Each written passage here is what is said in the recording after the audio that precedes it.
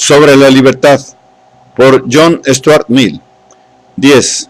Capítulo 4. De los límites de la autoridad de la sociedad sobre el individuo. ¿Dónde está, pues, el justo límite de la soberanía del individuo sobre sí mismo? ¿Dónde comienza la autoridad de la sociedad? ¿Qué parte de la vida humana debe ser atribuida a la individualidad y qué parte a la sociedad? Cada una de ellas recibirá su debida parte, si posee la que le interesa de un modo más particular. La individualidad debe gobernar aquella parte de la vida que interesa principalmente al individuo, y la sociedad esa otra parte que interesa principalmente a la sociedad. Aunque la sociedad no esté fundada sobre un contrato, y aunque de nada sirve inventar un contrato para deducir de él las obligaciones sociales, sin embargo, todos aquellos que reciben la protección de la sociedad le deben algo por este beneficio. El simple hecho de vivir en sociedad impone a cada uno cierta línea de conducta hacia los demás. Esta conducta consiste, primero, en no perjudicar los intereses de los demás, o más bien ciertos intereses, que, sea por una disposición legal expresa, sea por un acuerdo tácito, deben ser considerados como derechos. Segundo, en tomar cada uno su parte, que debe fijarse según principios equitativos, de los trabajos y los sacrificios necesarios para defender a la sociedad o a sus miembros de cualquier daño o vejación. La sociedad tiene el derecho absoluto de imponer estas obligaciones a los que querrían prescindir de ellas. Y esto no es todo lo que la sociedad puede hacer. Los actos de un individuo pueden ser perjudiciales a los demás, o no tomar en consideración suficiente su bienestar, sin llegar hasta la violación de sus derechos constituidos. El culpable puede entonces ser castigado, por la opinión, con toda justicia, aunque no lo sea por la ley. Desde el momento en que la conducta de una persona es perjudicial a los intereses de otra, la sociedad tiene el derecho de juzgarla, y la pregunta sobre si esta intervención favorecerá o no el bienestar general se convierte en tema de discusión.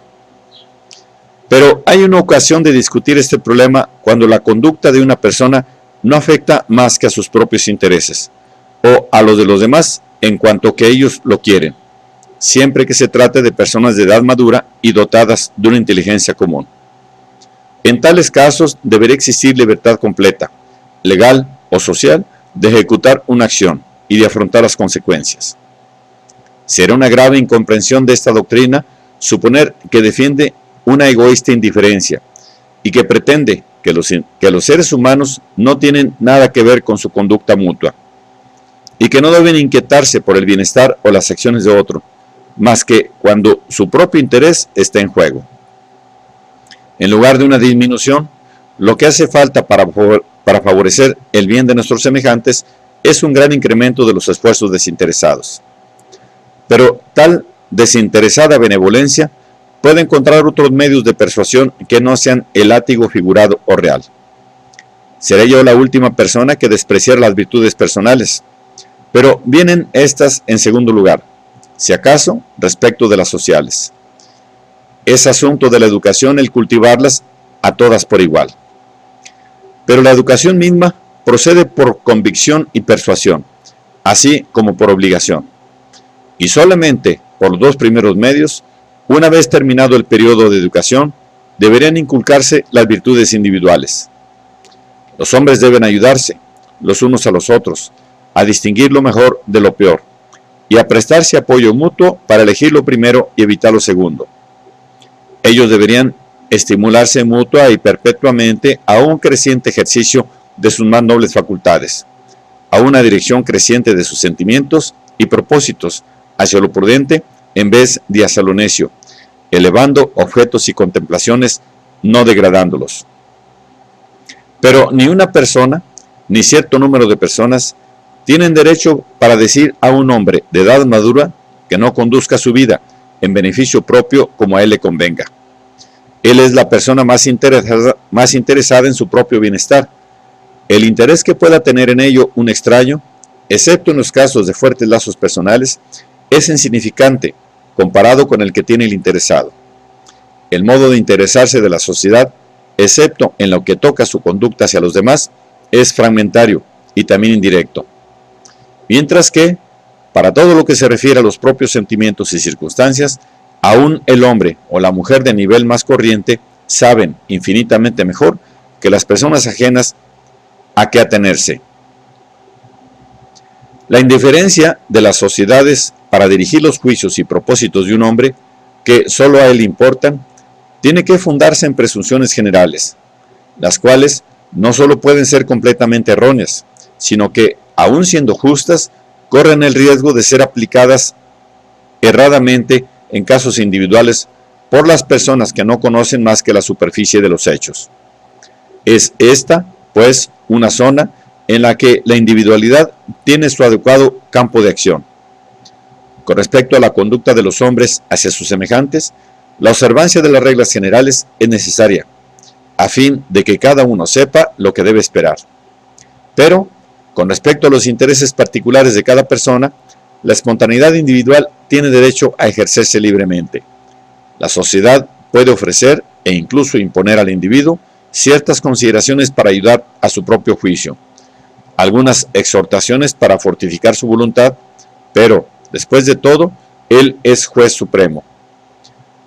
Cuantos errores pueda cometer, a pesar de esos consejos y advertencias, constituirán siempre un mal menor que el de permitir a los demás que le impongan lo que ellos estiman ha de ser beneficioso para él. No quiero decir con esto que los sentimientos hacia una persona por parte de los demás no tengan que ser afectados en absoluto por sus cualidades o defectos individuales. Esto ni es posible ni es deseable. Si una persona posee en un grado eminente las cualidades que pueden obrar en bien suyo, por eso mismo es digna de admiración. Cuanto más eminente sea el grado de sus cualidades, más tocará el ideal humano de perfección. Si, por el contrario, carece manifiestamente de esas cualidades, se tendrá para ella el sentimiento opuesto a la admiración. Existe un grado de necedad o un grado de lo que puede llamarse, aunque este punto se encuentre sujeto a objeción, bajeza o depravación del gusto, que, si no perjudica positivamente a quien lo manifiesta, le convierte necesaria y naturalmente en objeto de repulsión y, en casos extremos, de desprecio. Nadie que posea las cualidades opuestas en toda su fuerza dejará de mostrar estos sentimientos. Sin perjudicar a nadie, un hombre puede obrar de tal manera que nos veamos obligados a juzgarle y a tenerle por un estúpido, o por un ser de orden inferior. Y ya que un juicio y sentir semejantes preferiría evitarlos, le prestaríamos un gran servicio si se lo advertimos de antemano, así como de cualquier consecuencia desagradable a que se exponga. Sería muy beneficioso, en verdad, que la educación actual rindiera estos buenos oficios más a menudo y más libremente de lo que las formas de cortesía lo permiten hoy, y que, además, una persona pudiese decir francamente a su vecino que está cometiendo una falta, sin ser considerada como presuntuosa y descortés. Tenemos derecho, por nuestra parte, a obrar de diferentes maneras, de acuerdo con nuestra opinión desfavorable sobre cualquier persona, no para oprimir su individualidad, sino simplemente en el ejercicio de la nuestra. No estamos obligados, por ejemplo, a solicitar su sociedad. Tenemos el derecho a evitarla, si bien no alardeando de ello, pues tenemos también derecho a escoger la sociedad que más nos convenga. Es un derecho que nos corresponde, y también un deber, poner a los demás en guardia contra este individuo si estimamos que su ejemplo o su conversación perjudicial va a tener un efecto pernicioso sobre quienes se asocien a él. Podemos darle preferencia sobre otras personas por sus buenos oficios facultativos, pero no de ninguna manera si ellos pueden tender a su exclusivo beneficio. De estas diversas maneras, una persona puede recibir de otras ciertos castigos severos, por faltas que solo a ella se refieren, pero no sufre estos castigos solo en cuanto son consecuencias naturales y, por así decir, espontáneas de las faltas mismas. No se infligen estos castigos simplemente por el gusto de castigar. Una persona que muestre precipitación, obstinación, suficiencia, que no puede vivir con medios moderados, que no se cohíbe de ciertas satisfacciones perjudiciales, que corre hacia el placer animal, sacrificando por él el sentimiento y la inteligencia, debe esperar descender mucho ante la opinión de los demás, así como tener menor participación en sus sentimientos favorables. Pero de esto no tiene derecho a quejarse, a menos que haya merecido su favor por la excelencia particular de sus relaciones sociales, y haya logrado así un título a sus buenos oficios, que no esté afectado por sus deméritos ante sí mismo. Lo que yo sostengo es que aquellos inconvenientes que están vinculados estrictamente al juicio desfavorable de los demás son los únicos a los que debe sentirse sujeto una persona, por lo que se refiere a la parte de su conducta y de su carácter que atañe a su propio bien, y no a los intereses de los demás en sus relaciones con ella. Los actos perjudiciales a los demás requieren un tratamiento totalmente diferente. La violación de sus derechos, la irrogación de una pérdida o un daño no justificables por sus propios derechos. La falsedad o doblez ante ellos, la utilización de ventajas sobre ellos, desleales o simplemente poco generosas, e incluso la abstención egoísta de preservarles de algún daño. Todo ello merece, en verdad, la reprobación moral y, en casos graves, la animadversión y los castigos morales. Y no solamente estos actos, sino ciertas disposiciones que conducen a ellos, son, propiamente hablando, inmorales y merecedores de una desaprobación que puede convertirse en horror. La disposición a la crueldad, la malicia y la mala condición, la que es la más odiosa de todas las pasiones y la más antisocial, la envidia, la hipocresía, la falta de sinceridad, la irascibilidad sin motivos suficientes y el resentimiento desproporcionado a la provocación, la pasión de dominar a los demás, el deseo de acaparar más de lo que a uno pertenece, el orgullo que consigue satisfacción en la inferioridad de los demás, el egoísmo que pone a uno y a sus intereses por encima de todas las cosas del mundo y que decide en su favor cualquier cuestión dudosa.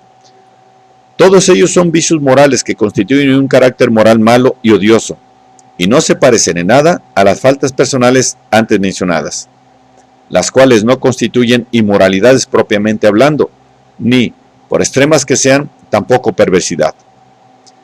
Pueden ser pruebas de estupidez o un defecto en la dignidad personal y en el respeto de sí mismo, pero solo se encuentran sujetas a la reprobación moral cuando entrañan un olvido de nuestros deberes en relación a nuestros semejantes, por el bien de los cuales el individuo está obligado a cuidar de sí mismo. Los llamados deberes para con nosotros mismos no constituyen una obligación social, a menos que las circunstancias los conviertan en deberes para con los demás. La expresión deber para consigo mismo, cuando significa algo más que prudencia, significa respeto de sí mismo o desenvolvimiento de sí mismo. Y nadie tiene por qué dar cuenta a los demás de ninguna de estas dos cosas, pues el hacerlo no reportaría ningún bien a la humanidad. La distinción entre el descrédito, al que justamente se expone una persona por falta de prudencia o dignidad personal, y la reprobación, a la que se hace acreedora cuando ataca los derechos de sus semejantes, no es una distinción puramente nominal. Existe una gran diferencia, tanto en nuestros sentimientos como en nuestra conducta en relación a una persona, según que ella nos desagrade en cosas en que pensamos tenemos derecho a controlarla, o en cosas en que sabemos que no lo tenemos. Si nos desagrada, podemos expresar nuestro disgusto y también mantenernos a distancia de un ser o de una cosa que nos enfada, pero no nos sentiremos llamados por ello a hacerle la vida insoportable. Debemos pensar que ella misma sufre, o sufrirá toda la pena de su error. Si es que estropea su vida por un desarreglo de su conducta, no debemos desear nosotros estropeársela más. En lugar de desear que se la castigue, debemos tratar, sobre todo, de aliviar el castigo que lleva en sí misma, mostrándole el medio de evitar o de curar los males de que su conducta le causa. Esta persona puede ser para nosotros un objeto de piedad, o tal vez de aversión, pero no de irritación o de resentimiento. No la tratemos como a un enemigo de la sociedad. Lo peor que podremos hacer será abandonarla a sus propias fuerzas, si es que no intervenimos benévolamente con muestras de interés y solicitud. Muy otro será el caso si esa persona ha infringido las reglas establecidas para la protección de sus semejantes, individual o colectivamente. Entonces, pues, las consecuencias funestas de sus actos recaen no sobre ella, sino sobre los demás, y la sociedad, como protectora de todos sus miembros, debe vengarse del individuo culpable, debe infligirle un castigo, y un castigo suficientemente severo, con intención expresa de castigarle. En este caso, se trata de un culpable que comparece delante de nuestro tribunal, y nosotros estamos llamados no solamente a juzgarle, sino también a ejecutar de un modo o de otro la sentencia que demos. En el otro caso, no nos compete infligirle ningún sufrimiento, excepto el que se derive incidentalmente del uso que hagamos en la regulación de nuestros asuntos, de esa misma libertad que a él le hemos dejado en los suyos propios. Muchas personas no querrán admitir la distinción aquí establecida entre la parte de la conducta de un hombre que se refiere solo a él y aquella que se refiere a los demás. Se nos dirá quizá que ¿cómo puede ser indiferente a los miembros de la sociedad cualquier parte de la conducta de uno de ellos? Nadie está completamente aislado. Es imposible que un hombre haga cualquier cosa perjudicial para él, de manera grave y permanente, sin que el mal no alcance a lo menos a sus vecinos y, a menudo, a otros más lejanos.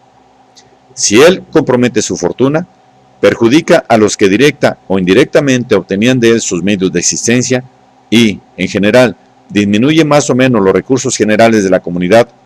Si echa a perder sus facultades físicas o mentales, no solo comete un error en relación a los que dependen de él, sino que se hace incapaz de cumplir sus deberes hacia sus semejantes, convirtiéndose en un fardo para su afección o su benevolencia.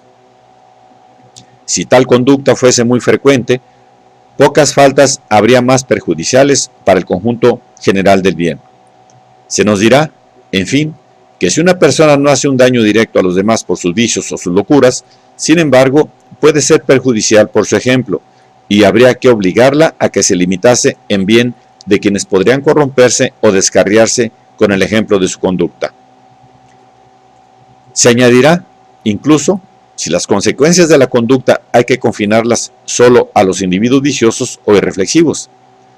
Quiere decirse con ello que la sociedad debe abandonar su propia dirección a cuantos son evidentemente incapaces de conducirse. Si la sociedad debe protección a los niños y a los menores de edad, ¿no deberá quizá tanta protección a las personas de edad madura que son igualmente incapaces de gobernarse ellas mismas? Si el juego o la avaricia o la incontinencia o la ociosidad o la suciedad son tan grandes y funestos obstáculos para la dicha y el progreso, como muchos o casi todos los actos prohibidos por la ley, ¿por qué no ha de tratar la ley, se me preguntará, de reprimir estos abusos, en tanto que sea posible? Y para suplir las imperfecciones inevitables de la ley, ¿no debería la misma opinión organizarse de una manera potente contra esos vicios y dirigir contra los que los practican todos los rigores de las penalidades sociales? No se trata aquí, se me dirá, de restringir la individualidad ni de impedir que se ensaye cualquier manera de vivir nueva y original. Las únicas cosas que hay que tratar de impedir son las que han sido ensayadas y condenadas desde el comienzo del mundo hasta nuestros días. Cosas que, la experiencia lo ha demostrado, no son útiles ni convenientes a la individualidad de la persona. Es necesario cierta cantidad de tiempo y cierta suma de experiencia para que una verdad moral o prudencial pueda ser considerada como establecida. Y todo lo que se desea es impedir a las generaciones venideras que caigan en el abismo que ha sido fatal a sus antecesores. Admito plenamente que el mal que una persona se haga a sí misma puede afectar seriamente en sus sentimientos y en sus intereses, no solo a los que son sus próximos, sino también, en grado menor, a la sociedad en general. Cuando por seguir una conducta semejante un hombre llega a violar una obligación clara y comprobada hacia alguna, otra u otras personas, el caso cesa de ser particular y se convierte en objeto de desaprobación moral, en el verdadero sentido de la palabra. Si, por ejemplo, un hombre, por su intemperancia o extravagancia, se hace incapaz de pagar sus deudas, o bien si, habiendo contraído la responsabilidad moral de una familia, por las mismas causas, llega a ser incapaz de sostenerla y de educarla, merece reprobación y puede ser castigado en justicia. Y no por su extravagancia, sino por incumplimiento del deber con respecto a su familia o a sus dependientes. Aunque los recursos que debieran serles consagrados hubieran sido empleados no en su beneficio, sino en cualquier otro objeto de prudente inversión, la culpabilidad moral hubiera sido la misma. George Barnwell mató a su tío a fin de conseguir dinero para su amante, pero aunque lo hubiera hecho para establecerse en un negocio, habría sido castigado igualmente. También se puede reprochar justamente a un hombre su despego e ingratitud, si, como sucede a menudo, abandona a su familia y adquiere malas costumbres. Pero merecería reproche, igualmente, aunque estas malas costumbres no fuesen viciosas en sí mismas, con tal de que fueran penosas para aquellos con quienes pasa la vida o cuya felicidad depende de él. Quien quiera que falte a la consideración general debida a los intereses y sentimientos de los demás, sin estar obligado a ello por algún deber más imperioso o justificado por alguna inclinación personal permisible, merece por tal falta la desaprobación moral, pero no por su causa ni por los errores puramente personales que originariamente le hayan guiado. De la misma forma, si una persona, por su conducta puramente egoísta, se hace incapaz de cumplir cualquier obligación suya para con el público, tal persona es culpable de una ofensa social. Nadie debe ser castigado por el único hecho de estar embriagado, pero un soldado o un policía deben ser castigados si se embriagan en horas de servicio. En resumen, donde quiera que haya daño o peligro de daño, para un individuo o para el público en general, el caso no pertenece ya al dominio de la libertad y pasa al de la moralidad o al de la ley.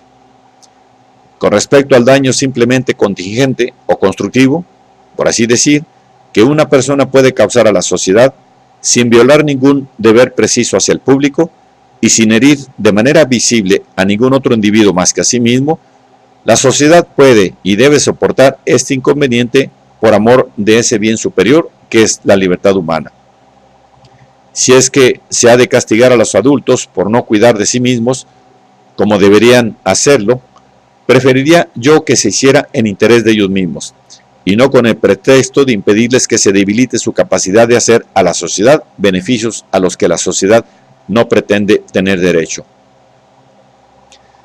Pero no puedo admitir que la sociedad carezca de otro medio de elevar a sus miembros débiles al nivel ordinario de la conducta racional, que el de esperar a que obren de modo irracional, para castigarlos entonces, legal o moralmente.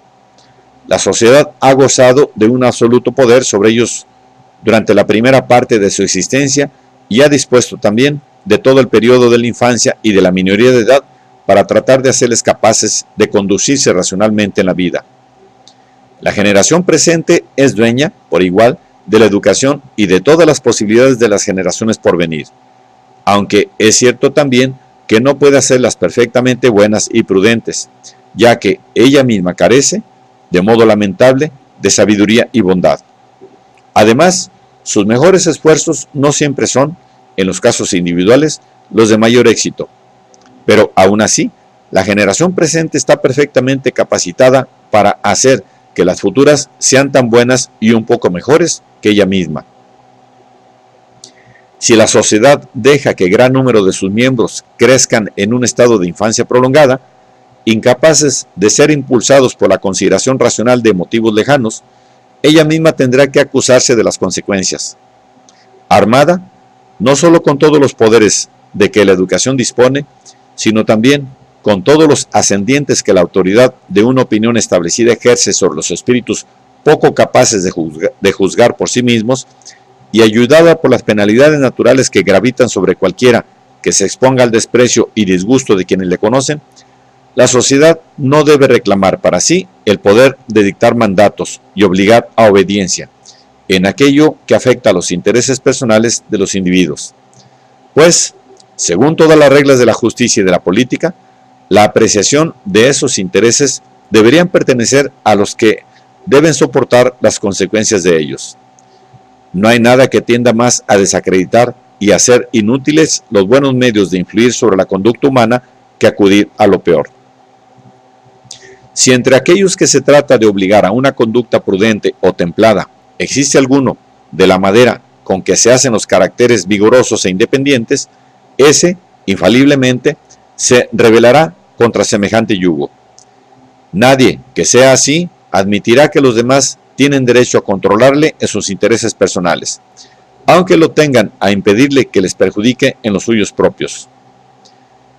Y se viene a considerar como signo de fuerza y de valor el oponerse a una autoridad usurpada de tal manera, así como el llevar a cabo, y con ostentación, todo lo contrario de lo que ella prescribe. Esto explica que, en tiempo de Carlos II, frente a la intolerancia moral del fanatismo puritano, naciese una moda de relajamiento. En cuanto a lo que se dice de la necesidad de proteger a la sociedad contra el mal ejemplo, dado por los hombres viciosos o ligeros, es verdad que el mal ejemplo, sobre todo el ejemplo dado al perjudicar a los demás impunemente, puede tener un efecto pernicioso.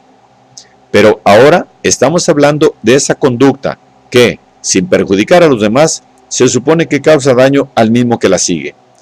Y no acierto a explicarme cómo hay quienes no creen que tal ejemplo sea más saludable que pernicioso.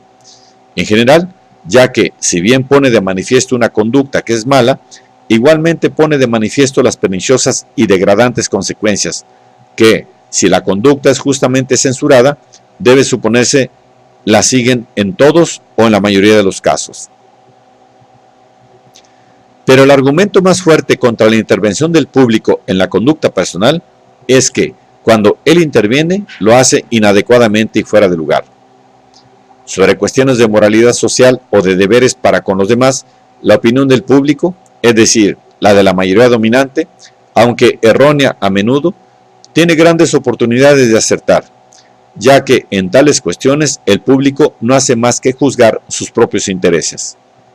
Es decir, que de qué manera le afectaría un determinado tipo de conducta si fuera llevado a la práctica. Pero la opinión de una tal mayoría impuesta, como ley a la minoría, cuando se trata de la conducta personal, lo mismo puede ser errónea que justa, pues en tales casos la opinión pública significa, lo más, la opinión de unos cuantos sobre lo que es bueno o malo para otros. Y, muy a menudo, ni siquiera eso significa, pasando el público con la más perfecta indiferencia por encima del placer o la conveniencia de aquellos cuya conducta censura, no atendiendo más que a su exclusiva inclinación. Existen muchas personas que consideran como una ofensa cualquier conducta que no les place, teniéndola como un ultraje a sus sentimientos, como aquel fanático que, acusado de tratar con demasiado desprecio los sentimientos religiosos de los demás, respondía que eran ellos los que trataban los suyos con desprecio al persistir en sus abominables creencias. Pero no hay paridad alguna entre el sentimiento de una persona hacia su propia opinión y el de otra que se sienta ofendida de que tal opinión sea profesada. Como tampoco la hay entre el deseo de un ladrón de poseer una bolsa y el deseo que su poseedor legítimo tiene de guardarla. Y las preferencias de una persona son tan suyas como su opinión o su bolsa. Es fácil para cualquiera imaginar un público ideal que deja tranquila la libertad y la elección de los individuos sobre cualquier asunto, exigiendo de ellos solamente la abstención de ciertas maneras de conducirse que la experiencia universal ha condenado. Pero, ¿dónde se ha visto un público que ponga tales límites a su censura? O bien, ¿cuándo se ha visto que el público se preocupe de la experiencia universal? El público, al intervenir en la conducta personal, raramente piensa en otra cosa que en la enormidad que hay en obrar y sentir de otro modo distinto al suyo. Y este criterio, débilmente disfrazado, se presenta a la especie humana como un dictado de la religión y la filosofía. Por todos los escritores, moralistas y especulativos, o al menos por 9 de cada 10 de ellos. Ellos nos enseñan que las cosas son justas porque lo son, porque sentimos que son así. Nos dicen que busquemos en nuestro espíritu o nuestro corazón las leyes de la conducta que nos obligan hacia nuestros semejantes. ¿Qué puede hacer el pobre público si no es el de aplicar estas instrucciones y el hacer obligatorios para todo el mundo sus sentimientos personales sobre el bien y sobre el mal cuando alcanzan cierta unanimidad? El mal que aquí se indica no existe solamente en teoría, y quizá se espere que cite aquí los casos particulares en los que el público de este tiempo y de este país concede a sus propios gustos la investidura y el carácter de leyes morales. No estoy escribiendo un ensayo sobre las aberraciones del sentimiento moral actual. Es un tema demasiado importante para ser discutido entre paréntesis y a manera de ilustración. Sin embargo, son necesarios ciertos ejemplos para mostrar que el principio que yo sostengo tiene una importancia seria y práctica, y que no estoy tratando de elevar una barrera contra males imaginarios.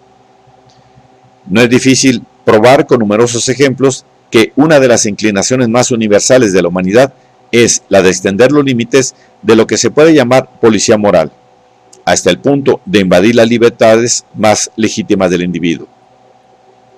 Como primer ejemplo, veamos las antipatías que muestran los hombres, basándose en un motivo tan ligero como la diferencia de prácticas y sobre todo de abstinencias religiosas. Para citar un ejemplo bastante trivial, recordemos que de todo el credo y las prácticas cristianas, nada envenena más el odio de los musulmanes que el hecho de que los cristianos coman cerdo. Pocos actos hay que los cristianos y europeos miren con mayor disgusto que el que sienten los musulmanes ante este medio de calmar el hambre. En primer lugar, supone una ofensa contra su religión, pero esta circunstancia no explica en absoluto el grado ni la especie de su repugnancia. También el vino les está prohibido por su religión, y aunque consideran mal el tomarlo, no les produce la misma repugnancia. Su aversión a la carne del animal inmundo es, por el contrario, de carácter especial, una antipatía instintiva. Antipatía que la idea de suciedad, una vez que ha penetrado a fondo en sus sentimientos, se produce siempre, incluso entre quienes por sus costumbres personales no son de una limpieza escrupulosa. El sentimiento de impureza religiosa tan vivo entre los hindúes es un ejemplo notable. Suponed ahora que en una región cuya mayoría de población es musulmana, se quiera prohibir que se coma el cerdo en todo el país. No habría nada de nuevo en ello para los mahometanos. ¿Sería esto un modo legítimo de ejercer la autoridad moral de la opinión pública? Y si no, ¿por qué no? Tal práctica resulta realmente repugnante para un público semejante. Cree sinceramente que Dios la prohíbe y la aborrece. Ni siquiera podría esta prohibición ser censurada como una persecución religiosa. Sería religiosa en el origen, pero no sería ya una persecución a causa de la religión, pues ninguna religión obliga a no comer cerdo. El único fundamento sólido de condenación sería que el público no tiene por qué intervenir en los gustos e intereses personales de los individuos. Un poco más cerca de nosotros. La mayoría de los españoles consideran como una grosera impiedad altamente ofensiva para el Ser Supremo rendirle culto en forma diferente al de la Iglesia Católica. Ningún otro culto público se permite entre ellos. Para todos los pueblos de la Europa meridional, un sacerdote casado no solo es irreligioso, sino impúdico, indecente, grosero. ¿Qué piensan los protestantes de estos sentimientos perfectamente sinceros y de las tentativas hechas para aplicarlos con todo rigor a los que no son católicos? Sin embargo, si los hombres están autorizados a usar de su libertad en aquellas cosas que no se relacionan con los intereses de otro, ¿según qué principio se podría lógicamente excluir estos casos? O bien, ¿quién puede condenar a las gentes por querer suprimir lo que consideran como un escándalo ante Dios y ante los hombres? Para defender lo que se considera como una inmoralidad personal, no podríamos contar con mejores razones que las que se tienen para suprimir estas costumbres entre los que las consideran como impiedades. Y a menos que queramos adoptar la lógica de los perseguidores y decir que nosotros podemos perseguir a los demás porque tenemos razón y que ellos no deben perseguirnos porque están equivocados, Si era necesario guardarnos bien de admitir un principio de cuya aplicación resultaría para nosotros mismos una injusticia tan grande. Podría objetarse a los ejemplos precedentes, aunque sin razón, que proceden de contingencias imposibles entre nosotros. Pues, en nuestro país, la opinión no irá nunca a imponer la abstinencia de ciertas carnes, ni a atormentar a las gentes porque sigan tal culto o tal otro, porque se casen o no se casen. El ejemplo siguiente será tomado, sin embargo, de un atentado a la libertad cuyo peligro no ha pasado en absoluto. Donde quiera que los puritanos han contado con fuerza suficiente, como en Nueva Inglaterra o en la Gran Bretaña, del tiempo de la República, han intentado con gran éxito suprimir las diversiones públicas y casi todas las diversiones privadas, particularmente la música, el baile, el teatro, los juegos públicos o cualquier otra reunión hecha con fines de esparcimiento. En nuestro país hay ahora un número considerable de personas cuyas nociones de religión y de moralidad condenan estos pasatiempos. Y puesto que estas personas pertenecen a la clase media, que es una potencia cada vez mayor en la situación política y social presente, no es imposible del todo que un día u otro lleguen a disponer de una mayoría en el Parlamento. ¿Qué dirá el resto de la comunidad al ver reglamentar sus diversiones por los sentimientos morales y religiosos de los severos calvinistas y de los metodistas? ¿No rogará a tales hombres de piedad tan importuna que se atengan a sus propios asuntos? Esto es precisamente lo que debería decirse a cualquier gobierno o público que tenga la pretensión de privar a todo el mundo de las diversiones que ellos consideran condenables. Pero si se admite el principio de la pretensión, no se podrá hacer objeción razonable a que la mayoría o cualquier otro poder dominante en el país la aplique según sus puntos de vista. Y todos tendrán que estar dispuestos a conformarse con la idea de una república cristiana, tal como la comprendían los primeros colonos de Nueva Inglaterra, si una secta religiosa como la suya volviera a tomar posesión del terreno perdido, como se ha visto a menudo hacer a religiones consideradas en decadencia.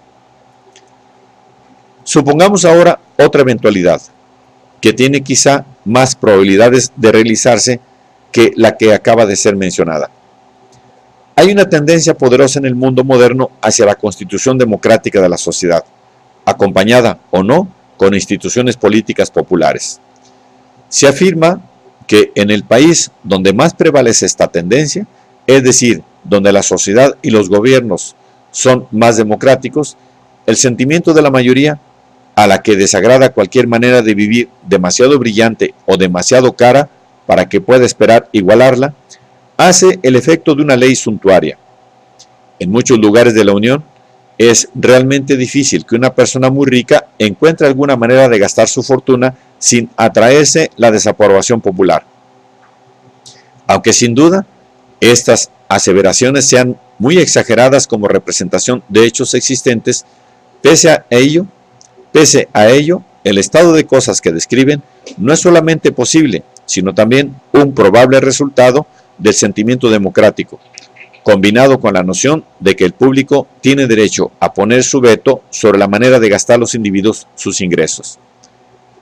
Solo con que supongamos que existe una difusión considerable de las opiniones socialistas a los ojos de la mayoría, parecerá infame el poseer otra cosa que una propiedad muy pequeña o un sueldo ganado con el trabajo manual.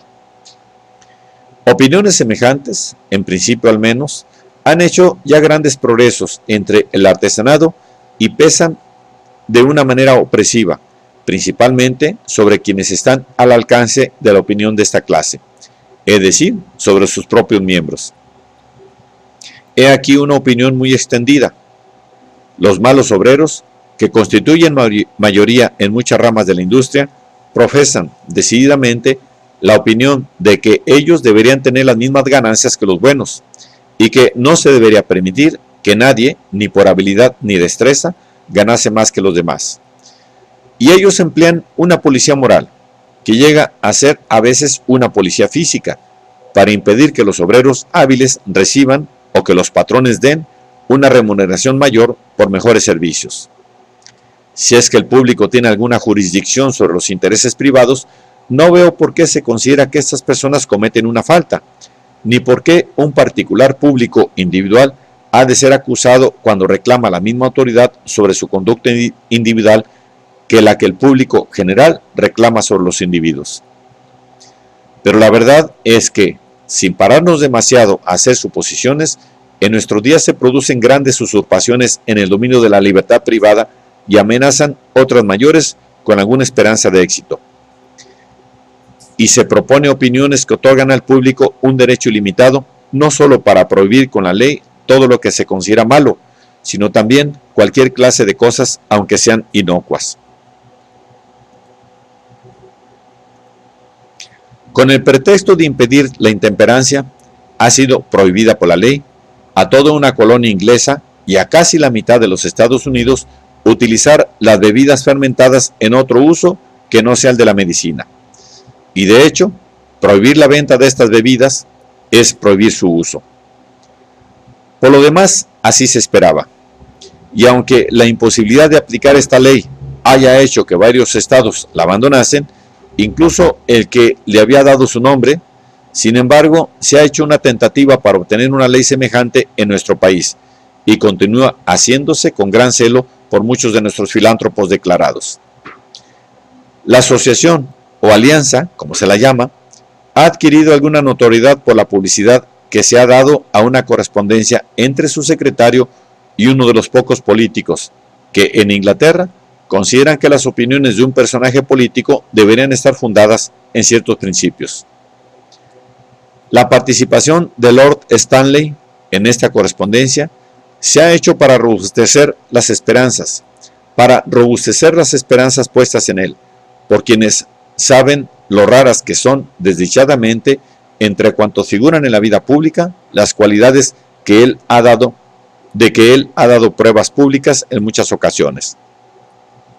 El órgano de la alianza rechaza firmemente todo principio que se pudiera utilizar para justificar el fanatismo y la persecución, e intenta mostrarnos la infranqueable barrera que separa tales principios de los de la asociación.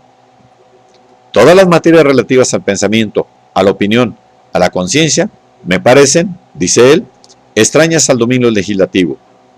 Las cosas que pertenecen a la conducta, al hábito, a la relación social, me parecen sujetas a un poder discrecional de que el mismo Estado, y no el individuo, está investido. No se hace aquí mención de una tercera clase de actos diferentes de las dos clases citadas, es decir, los actos y hábitos que no son sociales, sino individuales. Aunque pertenezcan a esta clase, sin duda, la acción de beber licores fermentados. Vender bebidas fermentadas es, empero, comerciar, y comerciar es un acto social. Pero la infracción a que se alude estriba no en la libertad del vendedor, sino en la del comprador y la del consumidor, pues el Estado podría lo mismo prohibir el beber vino que hacer imposible su adquisición. Sin embargo, el secretario dijo: yo reclamo, como ciudadano, el derecho a hacer una ley donde quiera que el acto social de un semejante invada mis derechos sociales. He aquí la definición de estos derechos sociales.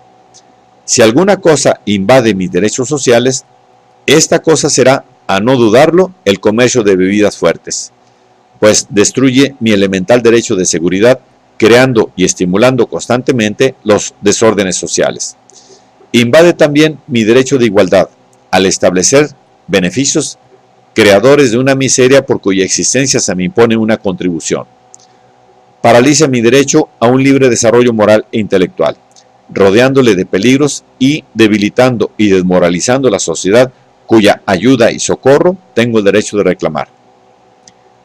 Teoría de derechos sociales sin semejanza con nada anteriormente formulado, que se reduce a lo siguiente: el derecho social absoluto de todo individuo a exigir que los demás individuos obren en cualquier asunto exactamente como es debido. Cualquiera que cometa la más pequeña falta a su deber, viola mi derecho social y me da derecho a reclamar a la legislatura la reparación del daño causado.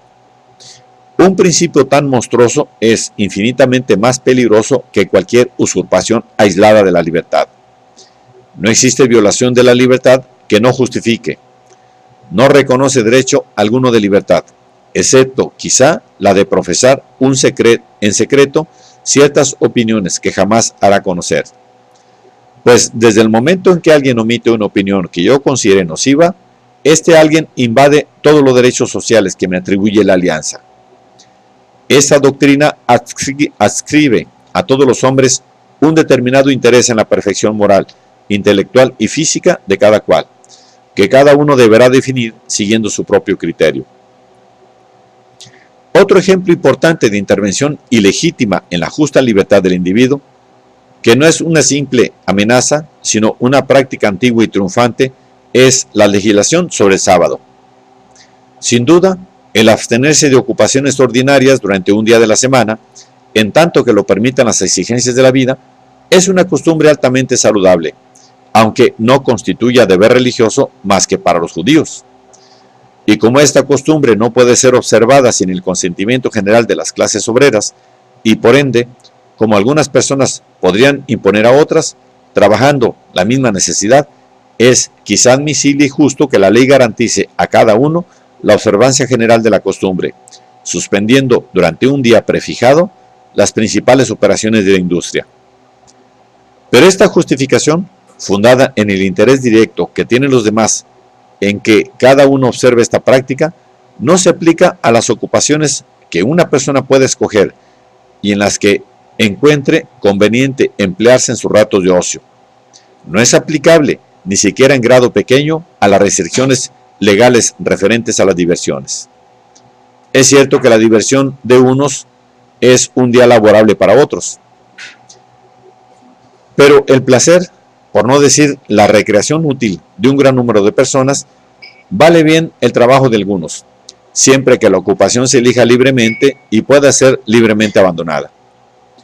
Los obreros tienen perfecta razón para pensar que, si todos trabajaran el domingo, habría que dar la labor de 7 días por el salario de 6. Pero desde el momento en que la gran masa de las ocupaciones quedan suspendidas, el pequeño número de hombres que debe continuar trabajando para proporcionar placer a los demás obtiene un aumento de salario proporcional, y nadie está obligado a continuar sus ocupaciones, en caso de que prefiera el descanso al beneficio. Si se quiere buscar otro remedio, este podría ser el establecimiento de un día de asueto durante la semana para esta clase especial de personas. El único fundamento, pues, para justificar las restricciones puestas a las diversiones del domingo, consiste en decir que estas diversiones son reprensibles desde el punto de vista religioso, motivo de legislación contra el cual nunca se protestará lo bastante. Habría que demostrar que la sociedad o alguno de sus funcionarios ha recibido de lo alto la misión de vengar cualquier supuesta ofensa al poder supremo. La idea de que es deber del hombre procurar que sus semejantes sean religiosos ha sido la causa de todas las persecuciones religiosas que ha sufrido la humanidad. Y si se admite esa idea, las persecuciones religiosas quedarán justificadas plenamente. Aunque el sentimiento que se manifiesta en frecuentes tentativas para impedir que en el domingo funcionen los ferrocarriles, estén abiertos los museos, etc., no tenga la crueldad de las antiguas persecuciones, el estado de espíritu que muestra es fundamentalmente el mismo. Constituye una determinación a no tolerar a los demás lo que su religión les permite, solo porque la religión del perseguidor lo prohíbe. Existe la creencia de que Dios no solamente detesta los actos del infiel, sino que nos considerará sin culpa si le dejamos tranquilo. No puedo dejar de añadir a estos ejemplos de la poca consideración que se tiene generalmente por la libertad humana, el lenguaje de franca persecución que deja escapar la prensa de nuestro país, cada vez que se siente llamada a conceder alguna atención al notable fenómeno del mormonismo. Mucho podría decirse sobre el inesperado e instructivo hecho de que una supuesta y nueva revelación y una religión fundada en ella, fruto de una impostura palpable y que no está sostenida ni siquiera por el prestigio de ninguna cualidad extraordinaria de su fundador, sea creída por cientos de miles de personas y sirva de fundamento a una sociedad en ese siglo de los periódicos, de los ferrocarriles y del telégrafo eléctrico. Lo que nos interesa aquí es que esta religión, como otras muchas y mejores que ella, tienen sus mártires, que su profeta y fundador fue llevado a la muerte en un motín, a causa de su doctrina, y que muchos de sus partidarios perdieron la vida del mismo modo, que fueron expulsados a la fuerza, en masa, del país donde habían nacido. Y ahora, cuando se les ha arrojado a un lugar solitario, en medio del desierto, muchos ingleses declaran abiertamente que sería bueno, si bien no sería cómodo, enviar una expedición contra los mormones y obligarles por fuerza a profesar las creencias de otro. La poligamía, adoptada por los mormones, es la causa principal de esa antipatía hacia sus doctrinas, que viola las restricciones propias de la tolerancia religiosa. La poligamía, aunque permitida a los mahometanos, a los hindúes, a los chinos, parece excitar una animosidad implacable cuando se la practican gentes que hablan el inglés y que se tienen por cristianos. Nadie más que yo desaprueba de un modo tan absoluto esa institución de los mormones, y esto por muchas razones. Entre otras, porque lejos de estar apoyada por el principio de la libertad, constituye una infracción directa de ese principio, ya que no hace más que apretar las cadenas de una parte de la comunidad y dispensar a la otra parte de la reciprocidad de obligaciones. Sin embargo, deberemos recordar que esta relación es tan voluntaria de parte de las mujeres que parecen ser sus víctimas, como cualquier otra forma de la institución matrimonial. Y por sorprendente que pueda parecer este hecho, tiene su explicación en las ideas y las costumbres generales del mundo. Al enseñar a las mujeres que consideren el matrimonio como la única cosa necesaria en el mundo, se concibe, entonces, que muchas de ellas prefieran casarse con un hombre que tiene otras esposas antes que permanecer solteras. No se pide que otros países reconozcan tales uniones, ni dejen que una parte de sus habitantes abandonen las leyes nacionales por la doctrina de los mormones.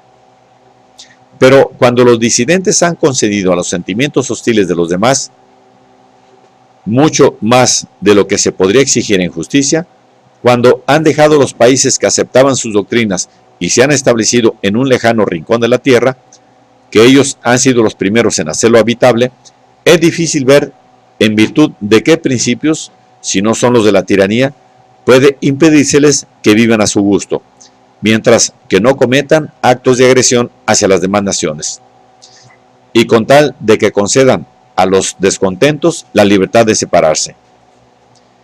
Un escritor moderno, de considerable mérito en algunos aspectos, propone, utilizamos sus propios términos, no una cruzada, sino una civilizada contra esta comunidad polígama, para poner fin a lo que les parece un paso atrás en la civilización. También yo considero que lo es, pero no sé que ninguna comunidad tenga el derecho de forzar a otra a ser civilizada. Desde el momento en que las víctimas de una mala ley no invocan la ayuda de otras comunidades, no puedo admitir que personas completamente extrañas tengan el derecho de exigir el cese de un estado de cosas que parecía satisfacer a todas las partes interesadas, únicamente porque sean un escándalo para gentes muy alejadas y perfectamente desinteresadas en la cuestión. Enviarles misioneros, si os parece, para predicarles y desplegar todos los medios leales. Imponer silencio a los innovadores no es un medio leal para impedir el progreso de semejantes doctrinas en vuestro país.